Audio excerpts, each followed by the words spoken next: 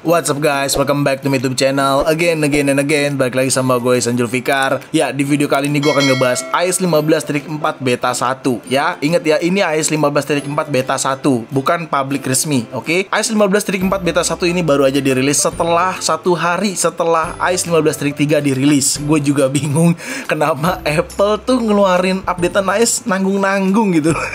Atau memang dia sedang mempersiapkan beberapa fitur yang besar ya, kita nggak tahu juga. Tapi yang jelas di video kali ini gue akan ngebahas fitur baru apa saja yang ada pada iOS 15.4 beta 1 ini, atau perbaikan-perbaikan apa aja kira-kira. Dan di sini gue menggunakan iPhone 6s gue tentunya ya, sebagai project dummy lebih tepatnya, atau project uji coba ini iPhone. Ya udah, tanpa berlama-lama lagi, simak video ini nggak selesai, langsung aja check this out guys.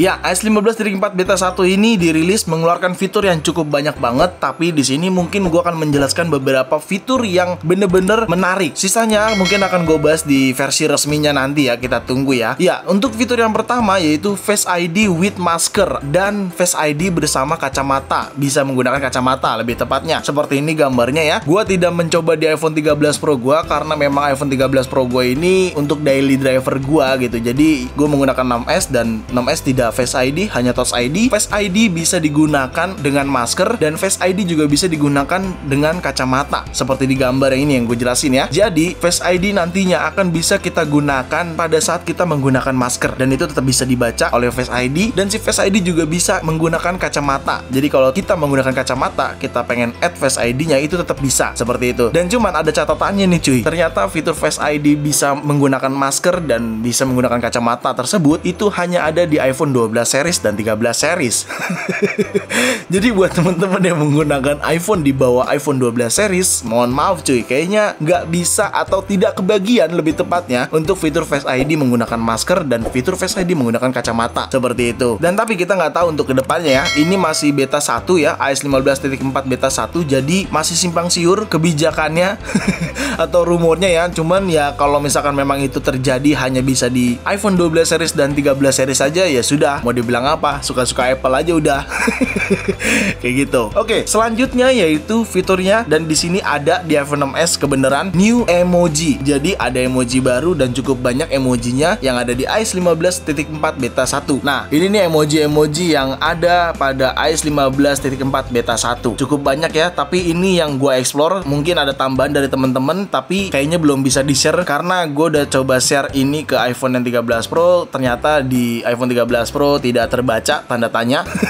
Karena iPhone 13 Pro masih iOS 15.3 dan ini sudah iOS 15.4 beta 1. Ya, berikut ini adalah emoji-emojinya yang baru-baru dan yang gue tahu ya, sesuai yang gue explore aja. Mungkin nanti ada tambahan lagi. Cukup banyak di luar ini juga, cuman gue nggak nemu aja, mungkin nggak tahu gue. Tapi ini yang gue temukan adalah ini emoji-emoji yang ada pada iOS 15.4 beta 1. Seperti itu cuy. Dan selanjutnya adalah fitur widget wallet. Ya, fitur di aplikasi wallet ini adalah untuk penambahan widget. Kita tahu ya, wallet ini tuh jarang banget dipakai dan hampir nggak pernah dipakai wallet ini nih, karena di Indonesia ini tidak berjalan dengan normal ya. Kita tidak bisa add Apple Card dan segala macamnya gitu ya. Padahal di wallet ini juga bisa kita add kartu vaksin untuk di negara US dan negara-negara yang kebagian fitur tersebut, seperti itu. Tapi di Indonesia khususnya aplikasi wallet ini kayaknya tidak berjalan dengan normal dan dengan semestinya, seperti itu. Nah, kira-kira fitur widgetnya akan seperti ini. Si wallet ini kita tambahkan. Nah, ini adalah fitur widget atau widget walletnya ya. Sebelumnya wallet itu tidak ada widget seperti ini nih, tapi ini aja masih bug tuh. Gue tap aja nggak bisa dan nggak bisa gue gunakan tuh. Ya maklum lah ya, namanya juga masih iOS beta, iOS masih percobaan, jadi ya udah seperti ini, ada bug. Nggak bisa dipencet cuy, tuh nggak bisa dipencet. Tapi memang setelah gue research dan gue explore, kira-kira tampilan widget walletnya akan seperti ini ya. Intinya Apple kayaknya pengen mengutamakan si Apple Card ini nih ya, biar bisa di add di wallet. Tapi kan regionnya tidak bisa di Indonesia kayak gitu. Cuman buat add widgetnya sih harusnya bisa, tapi ini entah kenapa di gua coba nggak bisa ngebug gitu. Jadi ya udahlah ya. Dan selanjutnya adalah fitur Universal Control. Ya, karena gua nggak ada MacBook dan iPad gua udah pada laku semua.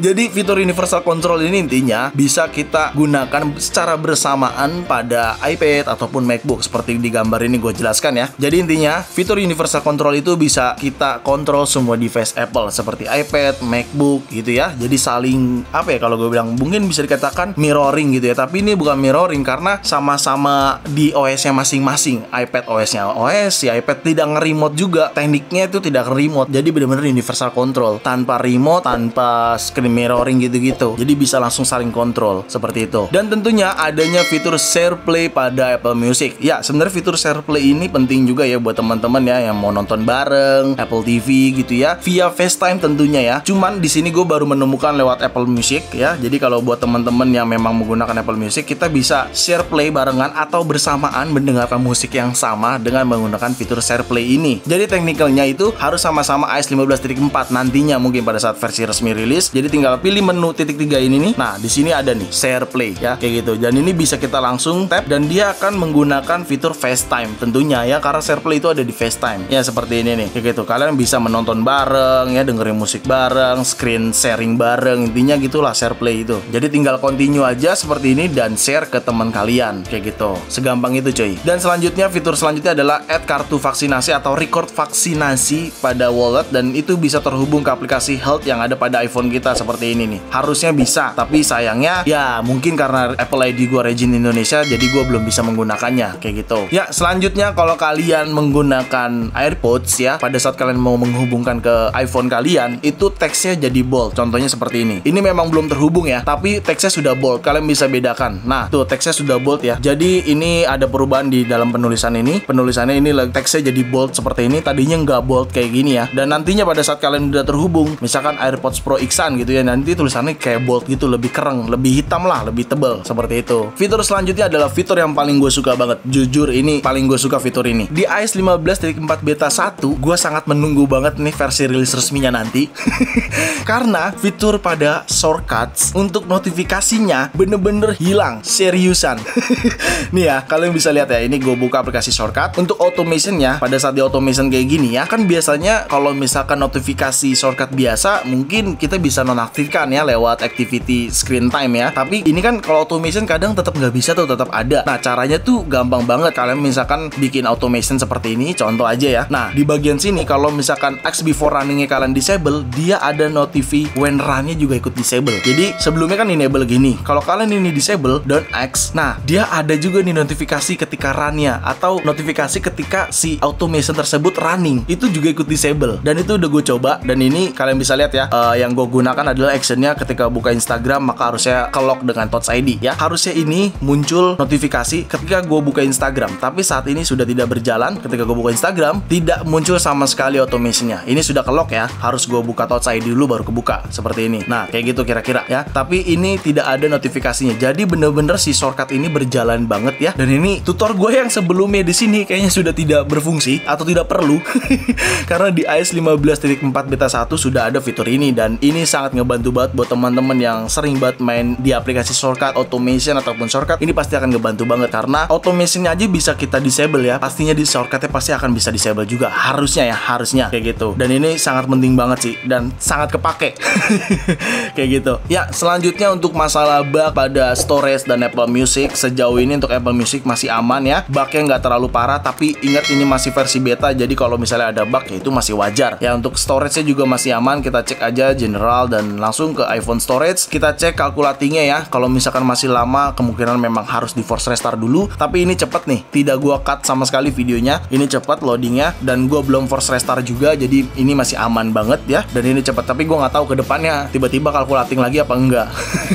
Kayak gitu. Memang nih iPhone storage masih jadi apa ya, PR bagi Apple sih, karena ketika dibuka masih kalkulating dan lemot banget untuk nunggunya gitu loh. Ini cepet, gua harap ke depannya ini tetap akan cepet sih kayak gitu. Dan terkait performance pada iOS 15.4 beta 1 di iPhone 6s khususnya ya, ini tidak ada gangguan sama sekali, aman, lancar. Cuman ya kalau misalkan bug-bug aplikasi tidak bisa dibuka ya, aplikasinya tidak running atau force close ya wajar, gue bisa memaklumkan karena masih tahap uji coba ya. Untuk baterai ya, kita cek aja langsung. Ini baterai gue 97%, memang baru selesai dicabut chargernya. Kita cek pada bagian setting, langsung ke baterai. Kita bisa lihat sama-sama di sini ya. Untuk daily kegiatan gue cukup lumayan boros ya, tapi gue nggak tahu, namanya juga masih beta 1 ya, Jadi kita nggak tahu kedepannya akan lebih rapi lagi atau enggak. Khususnya ini di iPhone 6s. Jadi ya unitnya juga unit lama, baterainya juga udah pernah gue ganti. Jadi gue nggak bisa generalisasi akankah iOS 15.4 nantinya akan boros, tidak juga, karena boros itu tergantung pemakaian masing-masing. Jadi kita nggak bisa mengeneralisasi semua iPhone ya. Seperti iPhone ini kan iPhone unit lama, baterai udah pernah gue ganti. Jadi ya udah, kalaupun boros gue nggak masalahin. Cuma kalian bisa lihat di sini rutinitasnya ya, baru buat selesai charger, oke? Dan kita cek baterai health-nya. Buat teman-teman yang masih takut ketika update, takut baterai health turun, ya kalian bisa lihat sendiri. Gue menggunakan versi beta aja, baterai health gue masih aman di 100%, nggak turun-turun cuy, aman kayak gitu. Jadi buat teman-teman nggak perlu takutin lah ya baterai health, karena sejatinya baterai health juga pasti akan turun selama iPhone-nya digunakan. Seperti itu cuy,